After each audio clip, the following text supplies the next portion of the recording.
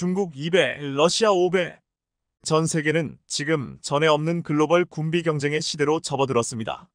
지난 3년 사이 전 세계의 국방비가 50% 가까이 급증한 가운데 각국은 앞다퉈 군대를 늘리고 첨단 무기를 확충할 계획을 내놓고 있습니다.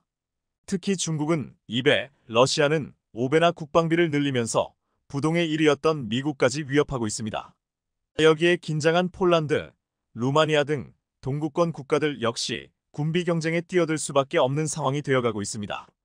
그런데 글로벌 재무장 시대가 될수록 방산 분야에 비교 우위가 있는 이런 분위기 속에서 최근 파베우 베이다 폴란드 국방부 차관을 비롯한 폴란드 정부 대표단과 루마니아 대통령까지 한국을 방문하자 그 어느 때보다 한국에 관심이 쏠렸는데요. 한국은 폴란드와 루마니아 대표들에게 K방산의 면면을 과시했는데 두 나라 대표들은 한국이 깜짝 공개한 K방산의 역량에 그동안 어떻게 이걸 숨겨왔냐며 깜짝 놀랐다는 후문입니다. 오늘 이 시간에는 폴란드 및 루마니아와 조만간 계약설이 유력한 한국 방산 무기들은 무엇이고 한국이 이들 국가에 깜짝 공개한 것은 무엇이었는지 자세히 전해드립니다.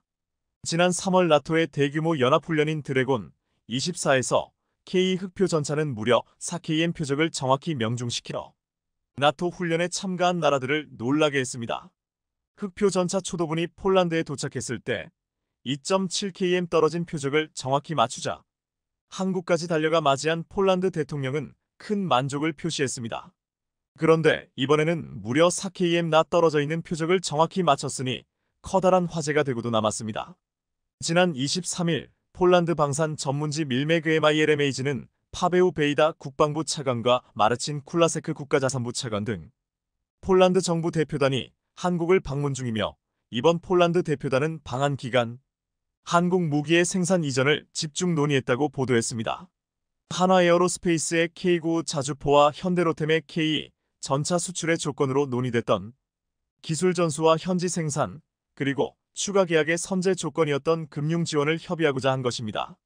폴란드 정부는 지난 2022년 7월 한화에어로스페이스와 K9 자주포 672문을 수출하는 내용의 기본 계약을 맺었고 같은 해 212문에 대한 1차 수출 이행 계약을 이듬해 말 K9A1 6문과 K9PL 146문 등 152문 물량의 추가 계약을 체결했습니다. 당시 폴란드의 조건 중 하나는 폴란드 현지에서 탄약과 부품 등을 생산하는 것이었습니다. 또한 현대로템과는 폴란드 포즈난에 K 전차 공장 건설을 모색해왔는데요. 폴란드 군비청은 2022년 7월 1000대 규모의 수출 기본 계약을 맺고 한 달 후 180대 규모 1차 계약을 체결했습니다. 820대 규모 2차 계약만 남겨둔 가운데 500대는 폴란드에서 생산하는 방안을 제안받은 것으로 알려졌습니다. 현대로템의 요청으로 글로벌 컨설팅 업체 딜로이트에서 시뮬레이션을 진행한 결과 최소 500대를 폴란드에 생산해 최대 1000대를 공급한다고 가정할 때 현지 방산 산업의 수익은 약 39조 원에 달할 것으로 나타났습니다. 그에 따른 폴란드의 일자리 창출은 최대 34,000개에 달했습니다. 하지만 한국은 이렇게 폴란드에게 기술 이전과 현지 생산 문제에 대한 논의만 하고 폴란드 대표단을 그냥 보내지 않았습니다. 한국은 폴란드 대표단의 방한 기간 천무 계약을 마무리 짓도록 했습니다. 폴란드는 지난 2022년 천무 288대를 도입하기로 하고 218대 구매를 먼저 확정했는데요. 한국은 방한한 폴란드 대표단에게 국방과학연구소에서 진행된 다연장 로켓포 천무의 발사 시연을 보여주고 한화에어로스페이스와 남은 70대에 대한 계약을 체결할 수 있도록 했습니다. 이런 방식의 시험 발사를 폴란드 측 앞에서 진행하는 것은 이번이 처음 있는 일이었습니다. 그러니까 수출용 천무의 시험 발사 현장을 직접 눈으로 보고 계약서에 사인하라는 뜻이었습니다. 직접 시험 발사를 본 폴란드 측은 큰 만족을 표했고 한국과 폴란드는 추가로 16억 달러, 약 2조 2천억 원 규모의 천무 계약이 곧 이뤄질 것으로 전망됩니다. 이 밖에도 폴란드 국방차관은 기아의 특수차량 거점 공장을 찾아 군용 차량 KLTV-KOREAN 라이트 택티컬 비이컬 생산시설을 둘러봤는데 아시아와 중동 등에 이어 유럽에서 기아에 수출될 확대될 것이라는 기대감이 모아집니다. 기아는 지난해 폴란드 국영방산업체 PGG와 약 4천억 원 규모의 KLTV 400대 공급 계약을 체결했는데요.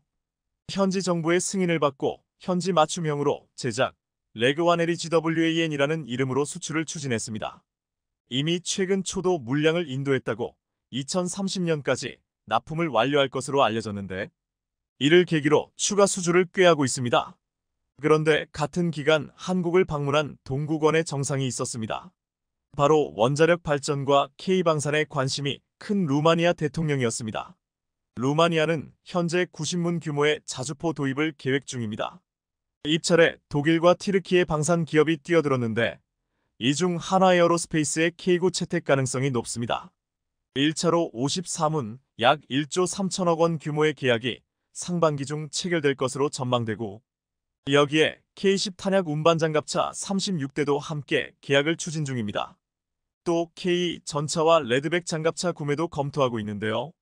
업계에서는 약 300대 규모 추정하고 있어 최소 3에서 4조 원대 수주가 기대됩니다.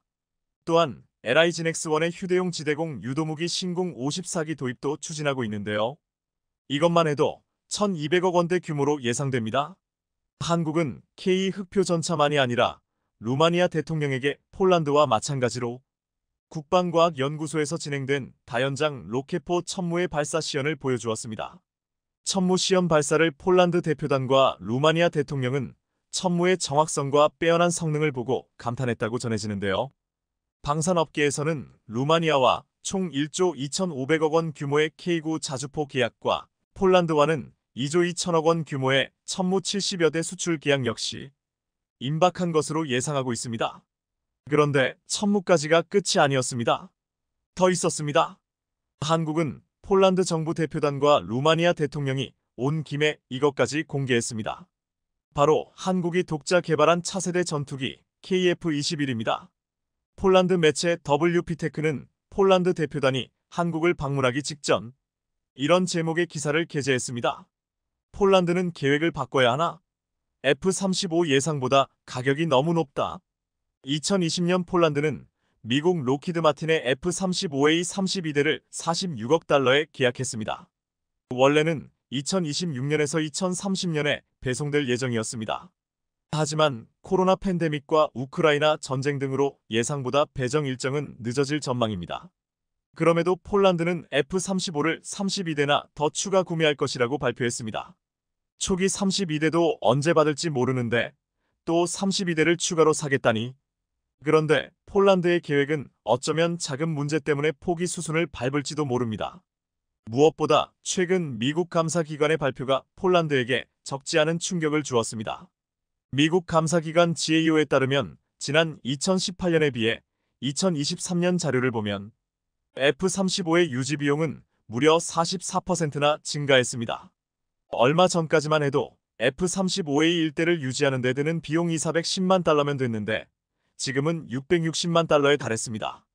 그리고 F-35의 수리 비용까지 더하면 운영 비용은 어마어마했습니다. 이런 상황에서 폴란드 대표단이 한국을 방문한 것이었습니다.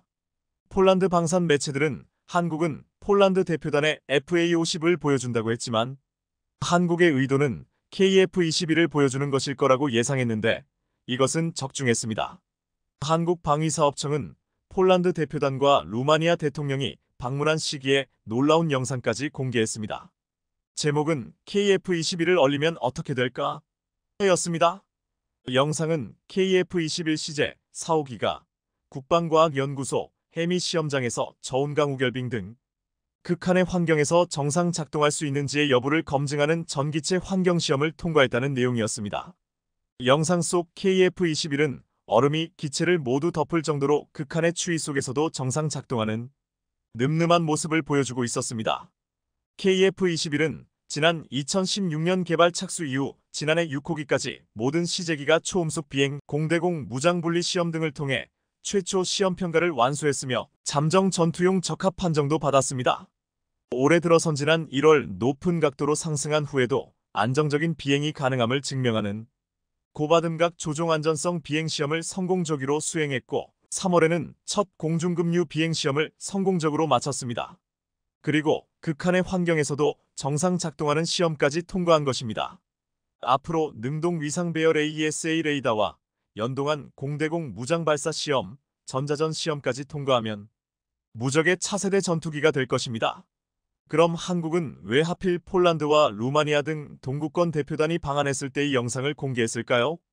일각에서는 이 모든 일정이 동구권 국가, 북유럽 국가들에게 보여준 쇼케이스가 아니냐고 말합니다.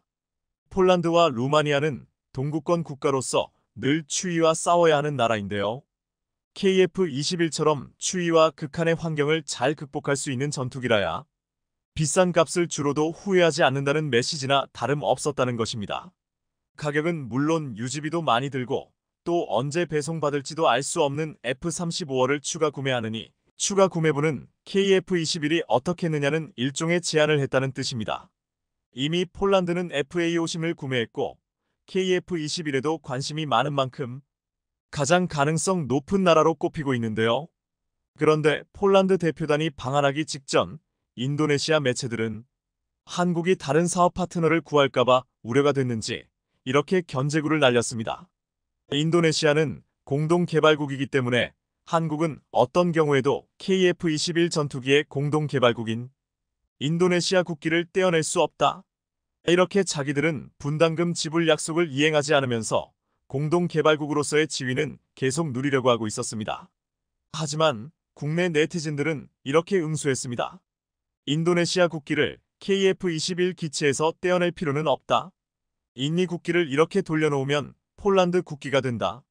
얼마 전 한국형 전투기 KF-21이 극한환경 시험을 통과했다는 소식에 중국이 소스라치게 놀라고 있습니다. 10년이 넘도록 막대한 자본과 인력을 쏟아부었던 중국산 전투기가 갑자기 초라하게 느껴지면서 또다시 자격지심을 발동했다고 하는데요. 그런데 여기에 더해 최근 KF-21의 강력한 함방이 공개되면서 중국이 감히 비빌 수도 없는 엄청난 스펙이 공개됐다고 합니다. 오늘은 떠들썩한 KF-21의 소식에 대해 자세히 알아보겠습니다. 한국형 초음속 전투기 KF-21 보라매가 올해 각종 극한환경 시험을 거쳐 본격적으로 최초 양산에 돌입합니다. 지난 10일 방사청은 올해 중 KF-21 최초 양산 계약을 체결하고 공군 1호기 생산에 착수해 최초 양산에 돌입할 것이라며 2026년 체계 개발 성공과 전력화에 차질이 없도록 최선을 다하겠다고 전했는데요. 이에 따라 방사청은 올해 KF-21 개발을 위한 비행시험을 지속하는 건 물론 다양한 시험들을 수행할 예정으로 보입니다. 실제로 현재 KF-21은 양산을 위한 극한 환경 시험을 진행하고 있는데 대표적으로 ADD 해미 시험장에서 올해 2월까지 진행되는 전기체 환경 시험이 있습니다. 이 시험은 저온고 온강 우경빙 등 극한 환경에서 기체와 항전 장비가 정상 작동하는지를 검증하는 절차로 양산에 돌입하기 위해선 이러한 시험을 통과해야만 합니다. 여기에 더해 앞으로도 공중급유 시험, 공대공 미사일 발사 시험 등 주요한 비행 시험이 예정돼 있는 상태로 KF-21의 성능을 계속 검증해 나갈 방침인데요. 작년에 CJ 6호기까지 비행에 성공한 KF-21은 초음속 비행, 공대공 무장분리 시험 등 다양한 시험을 통과해 잠정 전투용 적합 판정을 받아 양산 착수의 기틀을 마련했습니다. 그리고 작년 10월 서울 ADEX에 참가한 KF-21은 시범 비행과 지상 전시를 통해 그동안의 개발 성과를 우리 국민들에게 선보이며 한국형 전투기의 모습을 비로소 드러냈는데요. 당시 KF-21의 위풍당당하고 느름한 모습에 벅찬 감동을 느낀 이들이 한둘이 아니었습니다. 그것도 그럴 것이 현재 전 세계에서 4.5세대 이상 첨단 초음속 전투기 개발에 성공한 곳은 미국, 러시아, 중국, 일본, 프랑스, 스웨덴, 유럽 컨소시엄에 이어 우리나라가 8번째로 그 어려운 일을 우리가 해냈기 때문입니다. 아직 남은 과제가 많지만 지금까지의 과정을 보면 KF-21의 전력화는 예상보다 더 빨리 다가올 수 있을 것으로 기대됩니다. 그런데 최근 독일이 사우디의 단거리 공대공 미사일 IRIS-T를 공급하기로 하는 등 사우디를 상대로 함무기 수출 금지 조치를 5년 만에 해제했다는 소식이 들려왔는데요. IRIS-T는 적외선 탐색 장치가 장착된 공대공 유도탄으로 독일 등 4개국이 함께 개발한 전투기 타이푼에 탑재됐는데 KF-21에도 통합돼 있어 중동에 이를 수출하려면 독일의 허가가 필요했습니다. 그러나 정치적인 상황에 따라 언제든지 중동 지역에 대한 금수 조치가 다시 내려질 수 있기에 한국은 이를 놓치지 않고 자체 미사일을 개발해야만 합니다. 그런데 실제로 한국형 전투기 KF-21에 탑재될 공대공 유도탄이 국내 기술로 개발될 것으로 보이는데요. 앞서 지난달 방사청은 제158회 방위사업추진위원회 회의에서 KF-21에 장착될 단거리 공대공 유도탄을 확보하는 단거리 공대공 유도탄이 사업을 국내 개발 방식으로 추진하기로 의결했습니다. 방사청에 따르면 2035년까지 5,919억 원이 투입되는 이 사업으로 KF-21에 장착될 유도탄을 먼저 개발하고 추후에 다른 기종에도 장착될 수 있도록 항공기 무장체계 통합 측면에서 살펴보겠다는 방침입니다. 그렇다면 대한민국이 단거리 공대공 유도탄 개발을 서두르는 이유가 무엇일까요? 이번에 방사청은 단거리 공대공 유도탄 개발이 KF-21 전투기의 수출 경쟁력을 높이는 데에도 엄청난 효과가 있을 거라고 내다봤습니다. 사실 UAE, 사우디 등 중동 국가에서 KF-21에 대한 지대한 관심을 보이고 있지만 KF-21에 통합된 미티어나 IRIS-T 모두 독일의 수출 허가가 필요한 상황이기 때문입니다. 앞서 말씀드렸던 것처럼 지금은 다행스럽게도 독일이 사우디를 상대로 함무기 수출 금지 조치를 5년 만에 해제하면서 IRIS-T를 수출할 수 있게 됐지만 얼마 전까지만 해도 불가능한 일이었습니다. 실제로 2019년부터 독일은 사우디가 발주한 미티어와 IRIS-T 공대공 미사일 수출을 금지했었는데 이달 14일이 돼서야 IRIS-T 150발을 수출할 수 있도록 허가한 겁니다. 때문에 독일이 언제든 마음을 바꾸면 다시 오랫동안 사우디를 비롯한 중동의 IRIS-T 수출을 규제할 수도 있는 상황입니다. 그렇게 되면 중동에서 KF-21을 도입하고 싶다고 러브콜이 들어와도 손을 쓸 수 없는 상황이 펼쳐질 수도 있습니다. 이렇듯 KF-21 수출을 위해서라도 한국형 공대공 미사일 개발이 반드시 필요한 겁니다. 그런데 사실 한국형 공대공 미사일 개발은 오랫동안 답보 상태에 빠지며 개발이 지연됐었는데요. 가장 큰 이유는 바로 놀랍게도 우리 공군이 한국형 공대공 미사일을 원치 않았기 때문이었습니다. 우리 공군의 주된 적이 북한인 상황에서 북한의 낡은 전투기를 상대로 굳이 고성능 공대공 미사일이 필요하지 않았던 겁니다.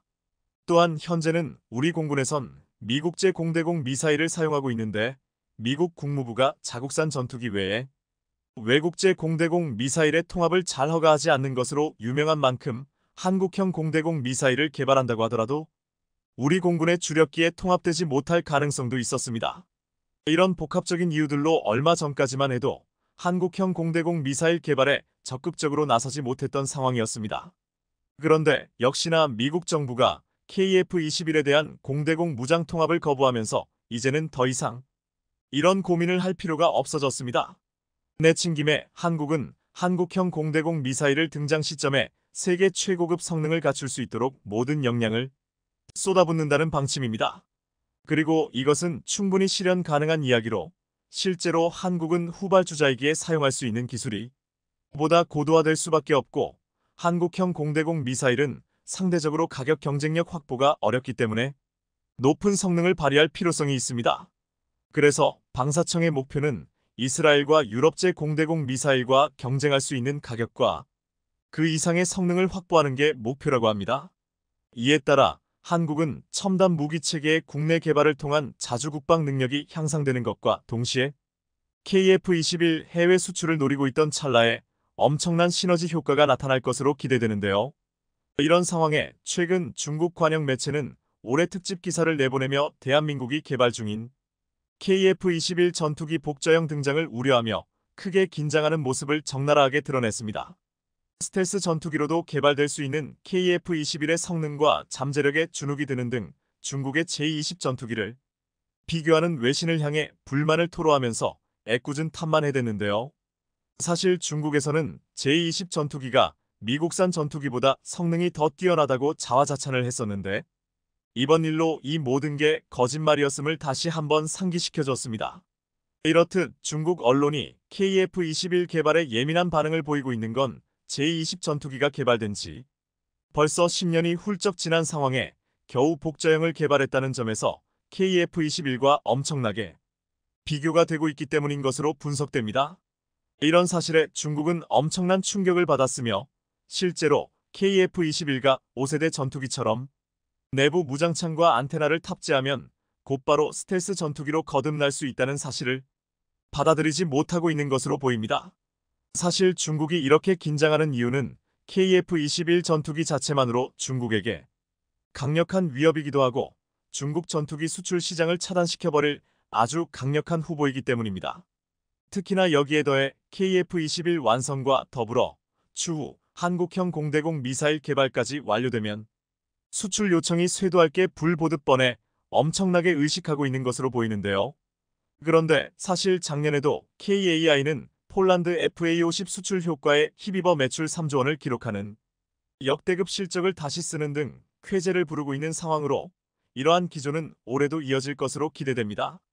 특히나 KF-21 양산 사업이 올해부터 본격적으로 시작되는 등 안정적인 실적 상승 가도를 달릴 전망입니다. 여기에 더해 전 세계 방산 시장에서 인기가 높아지고 있는 FA-50이 지금보다 더 강력한 개량을 추진할 것으로 보이면서 인기가 더욱더 치솟을 것으로 보이는데요. 실제로 LIGNX1은 독일 항공우주 기업 타우러스와 공대지 순항미사일 시제품 생산을 앞두고 있는 등 FA-50의 공격 수준이 엄청나게 향상될 것으로 기대되고 있는 상황입니다. 이런 이유로 FA-5001 훈련기에서 진정한 경전투기로 발전하고 있어 머지않아 스웨덴 그리펜 전투기에 버금가는 수준으로 개량이 이뤄질 거라는 기대감이 나옵니다. 방상업계에 따르면 앞서 LIGNX1과 타우러스가 공대지 순항미사일 TAURUS KEPD-350KE 공동 개발을 추진하기로 하면서 현재 기술 고도화 작업은 물론 다양한 테스트를 진행해 FA-50 성능 향상에 힘을 쏟고 있는 것으로 전해집니다. 실제로 타우러스는 TAURUS KEPD-350KE의 본격적인 개발을 시작한 뒤 2025년 시제품을 선보이고 테스트 단계를 거쳐 본격 양산에 들어갈 것으로 보이는데요. KEPD-350K는 현재 개발의 초기 단계로 기존 KEPD-350K 모델과 동일한 기술을 갖게 되는 것으로 알려졌습니다. 현재 운용 중인 KEPD-350K는 동종 미사일 가운데 가장 긴 500km 이상의 사거리와 정확도를 비약적으로 높인 공대지 미사일입니다. 이는 별도의 항제밍 시스템이 필요 없는 유일한 순항 미사일로 480kg에 달하는 탄두를 정확하게 표적에 도달시킬 수 있습니다. 때문에 유사시 휴전선 이남의 안전한 지역에서 북한 전역을 공격할 수 있어 전투기의 생존성을 높여줄 수 있습니다. 관통력도 뛰어나 지하의 견고한 표적을 비롯해 강화 콘크리트 구조물과 같은 지하 군사시설을 효과적으로 타격할 수 있는 무기로 평가받고 있는데요. 그런데 2년 뒤 생산될 KEPD-350K는 KEPD-350K보다 더 작은데 사거리와 파괴력은 더 향상돼 FA-50뿐만 아니라 차세대 전투기 KF-21의 공대지 무기 강화에 적합하다는 평가가 나옵니다. 어찌됐든 이러한 기반을 바탕으로 향후 KF-21까지 수출이 확대될 수 있는 기대감이 커지고 있는 상황으로 전 세계 방산 시장 내에서 보람의 전투기의 가치는 우리가 상상하는 것 이상으로 보다 더 커질 것으로 보입니다. 북한의 지하 갱도를 초토화시켜버릴 수 있는 한국형 벙커버스터가 성공적인 데뷔를 마치며 눈도장을 확실히 찍었습니다. 최근 사우디, UAE 등 중동 국가에서 긴급 물량을 요청하며 벌써부터 입소문을 타고 있는데요. 이뿐 아니라 대한민국의 미사일 전력이 빠르게 발전하고 있는 모습에 천무를 도입한 폴란드에서도 입질이 오고 있다는데 한국 방산업계에 새롭게 등장한 명품 무기에 대해 올해는 대한민국 방산업계에 엄청난 변화가 찾아올 것으로 보입니다.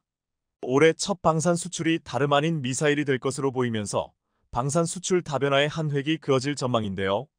방산업계에 따르면 우리 군이 ADD 안흥 시험장에서 시험 발사한 한국형 벙커버스터 전술지대 지도무기 KTS-SM-1이 수출용이었던 것으로 확인됐습니다. 이와 관련해 군 고위 관계자도 미사일을 수입하려는 나라에서 다연장 로켓 천무에 장착할 수 있는 KTS-SM-1을 요구해 시험 발사를 진행했다고 밝혔습니다. KTS-SM-1을 수출하는 건 이번이 처음으로 이는 우리 방산 수출 효자 품목인 천무 발사대에서 사용 가능하도록 개선한 겁니다. 기존 KTS-SM-1은 2010년 11월 연평도 포격전 이후 북한이 지하갱도에 구축한 장사정포 진지를 파괴할 목적으로 국내에서 개발됐었습니다. 사거리 180km로 군사분계선에서 발사하는 경우 평양 북쪽 인근까지 공격이 가능하며 관통형 열압력 탄두로 지하 수행까지 관통할 수 있어서 갱도 진지 타격에 특화된 무기체계로 꼽히고 있습니다. 다만 KTS-SM-1 기존형은 고정 진지에서 발사해야 하는 방식이어서 운용의 탄력성이 비교적 떨어졌는데요. 반면에 이번 개량형은 천무 MLRS 발사대에서 운용할 수 있는 KTS-SM-2의 장점을 도입했다는 평가로 특히 KTS-SM-1 수입 의사를 밝힌 국가에서 천무 장착용 개량형을 요구한 것으로 알려졌습니다. KTS-SM-1을 생산한 한화에어로스페이스는 중국 북방공업공사가 개발한 킹 드래곤 300 미사일과 수출 경쟁을 벌여왔었는데요. 중국은 킹 드래곤 300 미사일이 이미 전력화돼 있고 사거리가 300km에 달하는 전술 미사일이라는 점을 내세웠지만 KTS-SM-1에 비해 여러모로 경쟁력이 떨어지는 것으로 평가됐습니다. KTS-SM-1의 수출 규모는 1조 3천억 원으로 알려졌는데 이번에 KTS-SM의 수출용 개량형 시험 발사가 성공하면서 향후 UAE, 폴란드 등 천무를 도입한 국가들에게 추가 수출을 기대해 볼 수도 있는 상황이 됐습니다. 그래서 최근 우리 군은 KTS-SM-1 시험 발사를 진행했으며 KTS-SM-2도 발사가 임박한 것으로 알려졌는데요. 방산업계에 따르면 앞서 우리 군 당국이 KTS-SM-1을 MLRS에 탑재할 수 있도록 개량한 MLRS 탑재형 KTS-SM-1의 시험 발사에 성공한 데 이어 KTS-SM-2도 시험 발사할 것으로 알려지면서 미사일 전력이 신속하게 완성돼 가고 있는 중입니다. 이에 따라 해외에서도 한국의 미사일 전력이 빠르게 발전하고 있는 상황에 대해 예의주시하고 있으며 특히나 천무를 도입한 국가에서 KTS-SM 개발 속도에 대해 주목하고 있는데요. 실제로 그 가운데 중동 지역에서 들려오는 소식들이 아주 뜨거운 상황입니다.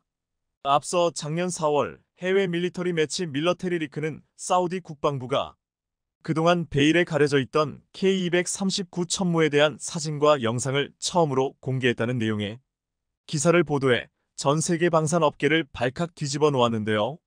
사우디의 맹방이자 예멘 내전에서 함께 싸우고 있는 아랍에미리트가 천무를 도입하는 모습을 보면서 조만간 사우디도 천무를 도입할 게 분명하다는 심증은 있었지만 물증은 없었던 상황에 못을 박는 기사가 등장했기 때문입니다. 게다가 당시 공개된 사진에 등장한 K239 천무 이문에서 878과 885라는 번호를 선명하게 확인할 수 있어 K239 천무 여러 대가 실전 배치돼 있다는 사실까지도 확인할 수 있었습니다. 그런데 그로부터 며칠 뒤 한국형 에이테킴스 KTS-SM 두 발을 탑재한 천무 다연장 로켓포의 모습을 보여주는 사진 역시 인터넷에 최초로 공개되면서 또다시 난리가 났습니다. 그러면서 국내 방산업계에서는 아랍에미리트가 천무를 도입하면서 미국의 에이테킴스를 대신할 수 있는 한국형 전술지대 지탄 도미사일 KTS-SM을 통합시켜달라고 요청했었다는 사실을 알 수 있었는데요. 실제로 이번에 천무에 KTS-SM이 통합되어 있는 모습이 공개된 것으로 그것도 사우디 육군이 천무를 보유하고 있다는 사실을 공개한 바로 며칠 뒤에 일어난 일이라 분위기가 더욱더 떠들썩했습니다. KTS-SM을 생산하고 있는 한화에어로스페이스에 따르면 천무에 탑재되는 탄약 종류에서 400, 600 구경을 지닌 미사일 두 종류를 찾아볼 수 있습니다. 또한 상당수 방산 매체들은 KTS-SM-1과 KTS-SM-2 모두 동일한 400 구경과 비슷한 사거리를 지니고 있으며 둘 사이의 차이점은 확산탄이라고도 불리는 이중 목적 자탄의 탑재 여부가 될 것이라고 설명하고 있습니다. 그런데 작년에 공개된 한화에어로스페이스 홍보 자료에 600 구경의 거대 미사일이 등장하면서 현재 천무에서 발사되는 KTS-SM-1은 사거리 200km의 400 구경 미사일이고 향후 등장할 KTS-SM-2는 사거리 300km 이상의 600 구경 탄도미사일이 될 거라는 추측이 나옵니다. 이런 가운데 앞서 해외 군사매체 아미 레커그니션은 천무 다연장 로켓포가 이제는 KTS-SM 전술탄도미사일도 발사할 수 있게 됐다는 기사를 보도하면서 KTS-SM을 낱낱이 분석하기도 했는데요. 아미 레커그니션은 KTS-SM의 원래 설계는 은폐된 고정식 발사대에서 발사하는 것이었지만 한국군이 견인식 고정포드에서 발사되는 방식의 KTS-SM 배치 I를 선택했고 2023년 중으로 실전 배치에 들어갈 것으로 예상된다고 밝혔습니다. 매체는 처음에 군사 전문가들은 KTSSM-1의 사거리가 180km 정도 될 것으로 예상하고 있었지만 최근에 실시된 테스트를 통해 실제 사거리가 200km에 가깝다는 사실이 입증됐다고 전했습니다. 그러면서 대한민국은 여기에 만족하지 않고 KTSSM-2라고 불리는 고성능 관통 탄두를 가진 파생형을 개발하고 있는 중이라며 KTSSM-1보다 강화된 화력과 늘어난 사거리를 자랑한다고 강조했습니다. 매체는 KTSSM의 사거리는 GPS 및 관성항법 시스템, 지형대 조유도 시스템을 탑재하고 있는 덕분에 목표물에서 2m를 벗어나지 않는 원형 공산 오차를 지니고 있을 정도로 정밀한 타격 능력을 자랑하고 있다고 덧붙였습니다. 아울러 KTSSM 미사일은 차륜형 이동식 발사대에 탑재돼 신속한 이동과 배치가 가능하다며 KTSSM용 이동식 발사대는 어떤 미사일로 구성되어 있는지에 따라 일반적으로 2발에서 4발의 미사일을 탑재하게 된다고 소개했습니다. 이렇듯 한국형 전술지대 지탄 도미사일 KTSSM은 지난 2017년 대한민국에서 열린 방산 전시회에서 처음 공개된 이후로 나날이 변화하며 크게 주목받고 있는 상황인데요. 그리고 최근 우리 군은 북한의 갱도를 관통해 적 표적을 파괴하는 KTSSM-1을 늦어도 내년까지 전력화하겠다는 구체적인 계획을 내놓아 또 한 번 놀라게 했습니다. 국방부가 5년간의 군사력 건설과 운영 계획을 수립하는 2024에서 2028 국방중기 계획을 공개하면서 이런 계획을 밝힌 건데요. 이번 중기 계획에 따르면 300km 이상 원거리에서 정밀 타격할 수 있는 KTSSM-2는 2027년 11월까지 개발할 것으로 알려졌습니다. 방사청이 2,900억 원을 투입해 KTSSM-2 체계 개발 사업에 착수할 예정으로 이에 따라 KTSSM-2는 현재 양산 중인 KTSSM-1보다 사거리와 관통력이 증대될 것으로 보입니다. 또한 차량 탑재형으로 개발돼 발사 후 재빨리 은닉할 수 있어 기동성과 생존성도 향상되는데 고정 진지에서 운용하는 KTSSM-1과 달리 천무의 이동식 발사대에서도 운용할 수 있는 덕분입니다. 현재 방산업계에서는 KTSSM-2가 전력화되면 기존 미국산 에이테크스 지대지 미사일의 역할을 대체할 수 있을 것으로 큰 기대를 걸고 있는 중인데요. 방사청에 따르면 KTSSM-2는 국방과학연구소 주관으로 디주요 방산업체가 시제품 제작업체로 참여하며 사실 업계에서는 이미 다 완성이 돼 있다는 분석까지 나오고 있을 정도로 빠른 속도를 보이고 있습니다. 그것도 그럴 것이 최근엔 성능을 높인 신형 KTSSM-3 실체가 공개되면서 대한민국의 미사일 방어체계 구축에 대한 기대감이 한껏 달아올랐습니다. 앞서 지난해 우리 육군은 국정감사 업무보고에서 KTSSM-3을 포함한 한국형 삼축체계 분야의 육군 전력 증강 방안을 공개했는데 현재 소요가 제기돼 있으며 관련 기관과 체계 개발 방향에 대한 논의가 이뤄지는 것으로 알려졌습니다. KTSSM-3의 실체가 공개된 건 이번이 처음으로 KTSSM-3는 2024에서 2028년 사이 개발에 착수할 것으로 보이는데요. 그런데 이미 폴란드에 수출된 천무는 실전 배치까지 진행되는 등 현지 통합이 착착 이뤄지고 있는 중입니다. 작년 11월 마리우스 부와슈차크 폴란드 국방부 장관은 하나에어로스페이스의 천무가 폴란드군에 납품 진행 중이라며 그단스크 항구에서 폴란드산 전술 트럭 옐치에 장착된 발사대 1대와 폴란드 국영 방산그룹 PGG 자회사인 후타스탈로와 볼라에서 조립될 발사대 4대가 도착했다고. 이에 따라 3대의 호마르 K는 폴란드 젤츠 차체를 기반으로 통합됐으며 나머지 15대는 폴란드 스탈로바 볼라에 있는 HSW 공장에서 통합하고 있는 것으로 알려졌습니다. 방산업계에 따르면 호마르 K 프로그램의 두 번째 단계에서는 천무 발사대 생산을 폴란드로 이전하고 사거리 80km의 239 구경 정밀 탄약 생산 능력이 폴란드에 구축될 것으로 예상됩니다. 이렇듯 천무에 탑재될 KTSSM-1의 폴란드 추가 수출 이야기가 본격적으로 슬슬 나올 것으로 기대되는 상황입니다. 실제로 KTSSM-1가 폴란드 군에 한 차원 다른 공격 능력을 제공할 것으로 보이는 만큼 폴란드 내에서도 빠른 도입을 원하고 있는 분위기라고 합니다. 폴란드 군에 KTSSM-1을 제공하는 속도만큼 우리 군에 먼저 통합이 완료되고 빠른 초도 배치가 이뤄져야 할 것 같은데요. 삼축체계의 핵심 전력인 KTS-SM을 성공적으로 개발해 자주 국방에 한 발짝 더 다가가는 건 물론 방산 수출 확대에도 기여하는 명품 무기가 되길 바라겠습니다.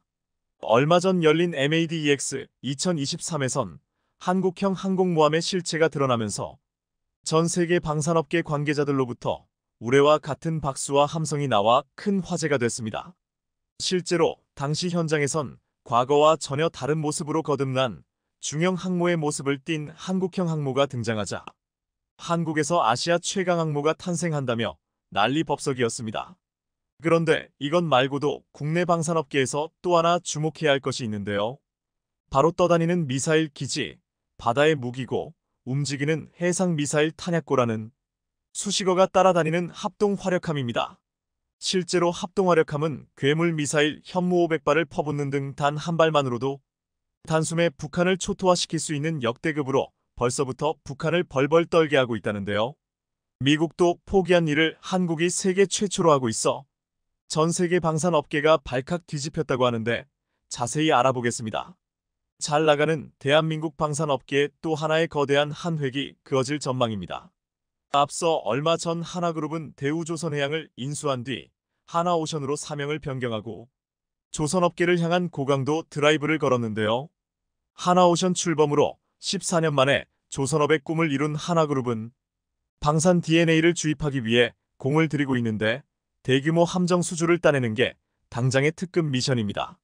이를 위해 최근 하나오션은 첫 대규모 채용에 나서는 등 본격적인 하나체제의 속도를 내면서 글로벌 해군 강국 조성에 일조하겠다는 포부를 드러냈습니다. 조선업체들 역시 하나오션을 비롯해 3년치 이상 일감을 확보하는 등 업황이 안 좋았던 몇 년 전과 비교해 모처럼 활기를 띠고 있다며 하나오션의 대규모 채용이 이런 좋은 흐름과 맞닿아 있다고 입을 모았는데요.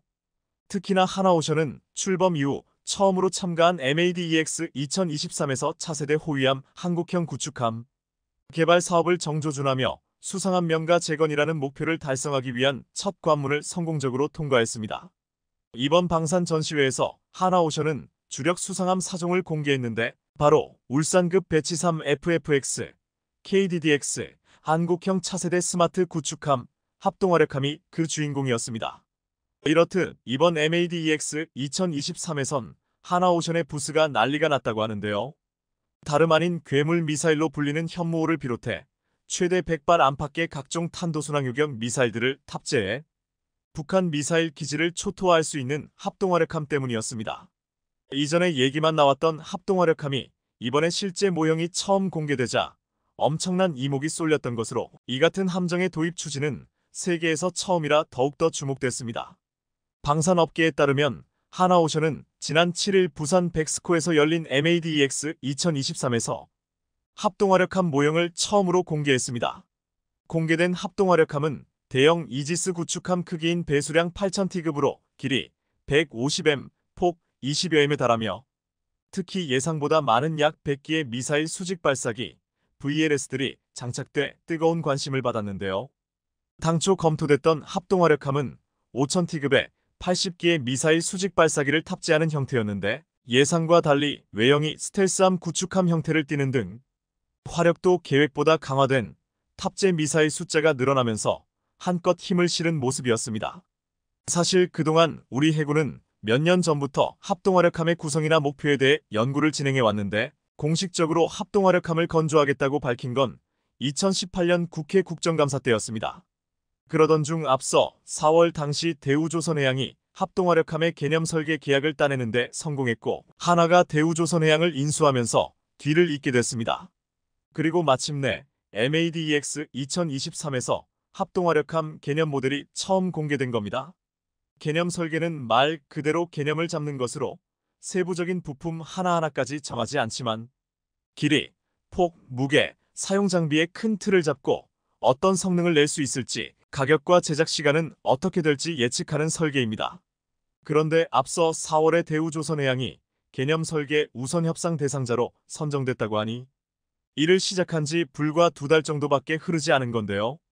이런 점을 미뤄볼 때 하나오션이 공개한 합동화력함은 아직 불확실한 부분이 있지만 기존에 알려진 5,000톤급 선체나 상륙함 개조 설계와는 완전히 다른 디자인을 내놓았다고 하는 거의 기적과도 같은 정말 놀라운 일입니다. 여기서 주목해야 할 점은 이를 통해 미래 대한민국 해군의 모습을 살펴볼 수 있다는 것으로 하나오션이 공개한 합동화력함을 간단히 설명하자면 모든 미사일을 탑재할 수 있는 부족한 점 없는 중대형 전투함입니다. 하나오션에 따르면 최소 10종 이상의 미사일을 탑재할 수 있는 합동화력함은 우선 선체 앞부분에 함포는 없이 KVLS 수직 발사대에서 해공 함대공 미사일, 함대공이 미사일, 해성이 함대지 미사일, 해룡 함대지 미사일, 홍상어 대잠수함 미사일을 탑재할 수 있습니다.